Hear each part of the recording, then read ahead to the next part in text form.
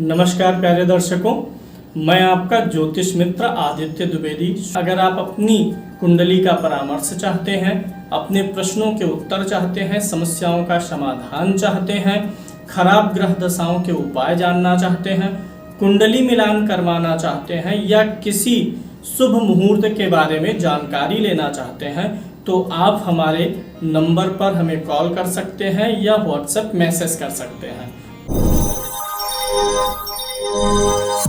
सरकार और सरकारी सेवाओं से जुड़े हुए लाभ कब मिलते हैं, इस पे मैंने काफ़ी समय कार्यक्रम दिया था काफ़ी समय पहले। आज पुनः उसी विषय पे चर्चा कर रहा हूँ। चूँकि वो काफ़ी समय पहले पेन और पेपर पर मैंने आपको बताया था, आज मैं आपको पैनल पर, डिजिटल पैनल पर समझा दे रहा हूँ। मेरे पास में मेरे लिखी जाने वाली बुक का कुछ नोट्स है। अभी बुक पब्लिश नहीं हुई है, जब भी पब्लिश होगी तो हम आपको सूचित करेंगे। सरकारी नौकरी के लिए योग देखना है। ये एक चीज़ जो हमने देखा है, सरकारी नौकरी का कारक तो सूर्य है, यह आप सभी को पता है। जब कुंडली में सूर्य की डिग्री बहुत कम होती है या बहुत अधिक हो जाती है तो सरकारी नौकरी में व्यक्ति चूकता रहता है थोड़े थोड़े अंकों से। तो जब भी सरकारी नौकरी का सवाल आएगा तो सूर्य की डिग्री देख लेनी चाहिए। उस हिसाब से सूर्य के लिए रत्न या रुद्राक्ष का रिकमेंड करना चाहिए। पहला सूत्र है, राजकीय ग्रह हमारे पास 4 हैं। एक तो सूर्य राजा खुद है, चंद्रमा रानी है, मंगल सेनापति है और गुरु उन सबका गुरु तो है ही। तो ये 4 ग्रह जो हैं, सूर्य, मंगल, चंद्रमा, गुरु, इनमें से कोई 2 ग्रह केंद्र स्थानों में बैठा हुआ हो तो व्यक्ति सरकारी नौकरी के लिए प्रयास कर सकता है। सूर्य, मंगल, चंद्रमा, गुरु में से वैसे चंद्रमा जो हो यह पक्ष का बली होना चाहिए, शुक्ल पक्ष का होना चाहिए। इन 4 में से कोई 2 ग्रह केंद्र में बने मिले तो आपको सरकारी नौकरी का योग हो सकता है।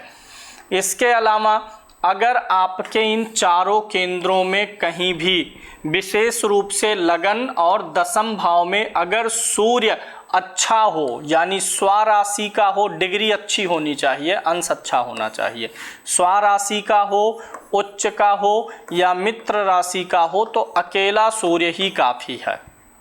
लगन और दशम भाव में स्वराशि का, मित्र राशि का, उच्च राशि का सूर्य अकेला ही आपको राजकीय सेवा में जोड़ सकता है। बहुत बार बहुत सी कुंडलियां मैंने देखी हैं कि उनमें सरकारी नौकरी के सारे क्राइटेरिया पूरे होते हैं लेकिन व्यक्ति सरकारी नौकरी में नहीं होता है। यह भी निर्भर करता है कि आपकी कुंडली में धन योग कैसा है। अगर धन योग कोई बहुत बड़े स्तर का होगा तो सरकारी नौकरी का योग होने पर भी आप सरकारी नौकरी में नहीं जा पाएंगे। हो सकता है कि किसी बहुत बड़े पद पर प्राइवेट सेक्टर में पहुंच जाए, बहुत बड़े पॉलिटिशियन हो जाए, तो धन का जो स्तर है कुंडली में उसी हिसाब की सरकारी नौकरी भी मिलेगी। धन का स्तर बहुत अच्छा हो जाएगा तो या तो शासन प्रशासन के बजाय आप राजनीति में चले जाएंगे या फिर कहीं पर जो है एमडी हो करके बैठेंगे, किसी कंपनी वगैरह में बड़े पद पर जाएंगे। तो लगन और दशम भाव का सूर्य डिग्री कली ठीक हो तो यह सरकारी नौकरी दिला सकता है। लगन का सूर्य तो जल्दी ही नौकरी दिला देता है, कम उम्र में ही नौकरी, सरकारी नौकरी जो प्रयासरत हैं उनको सरकारी नौकरी दिला देता है।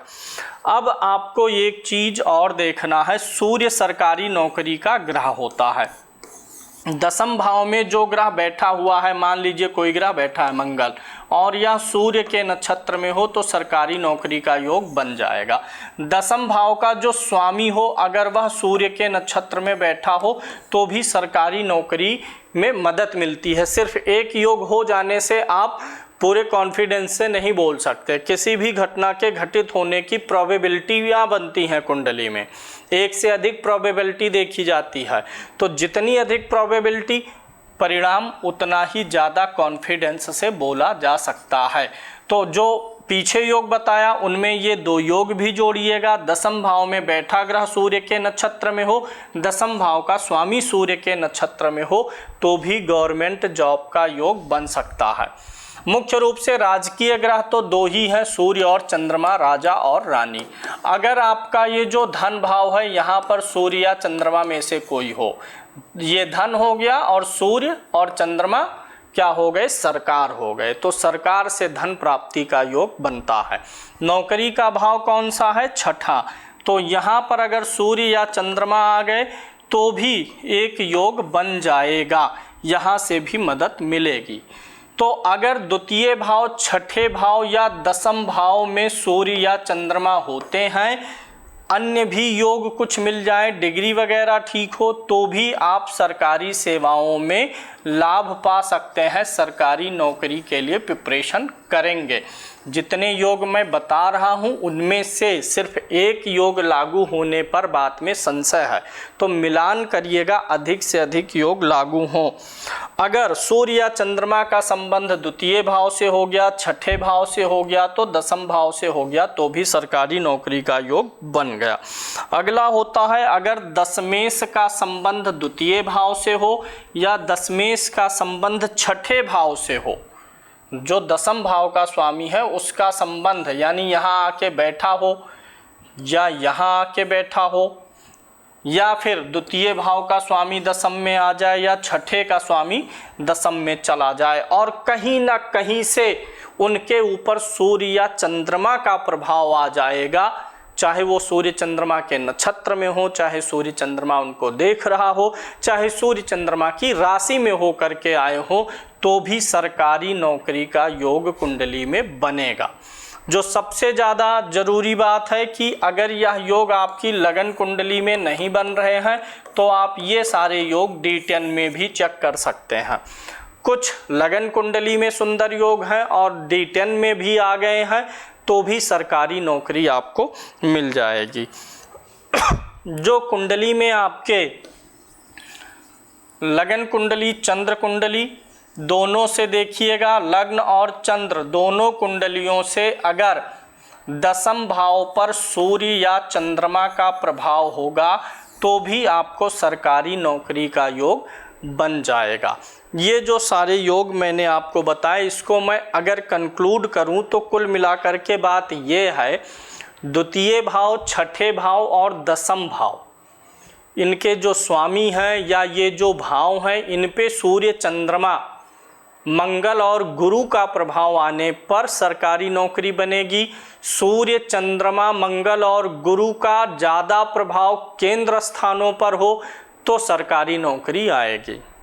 द्वितीय दशम का, छठे और दसम का संबंध बने और कहीं से सूर्य और चंद्रमा का बैकअप मिल जाए तो सरकारी नौकरी का योग बनेगा। ये सारे योग आपको सिर्फ लगन कुंडली में ही नहीं, D10 दशमांश में भी चेक करने चाहिए। अगर लगन कुंडली से कुछ सपोर्ट मिल गया है, कुछ योग मिल गए और कुछ दशमांश से मिल गया, तो भी व्यक्ति सरकारी नौकरी में सफल हो सकता है। अगर व्यक्ति की कुंडली में धन योग ज़्यादा बड़ा होता है, कुंडली बहुत अच्छी हो, तो भले ही सूर्य इन भावों में हो, चंद्रमा हो, गुरु हो, व्यक्ति सरकारी नौकरी में नहीं जाता है, या जाएगा तो बहुत बड़े पद पर जाएगा, राजनीति में जाएगा, या फिर किसी बड़ी कंपनी आदि में वह बहुत बड़े पद पर डील करेगा।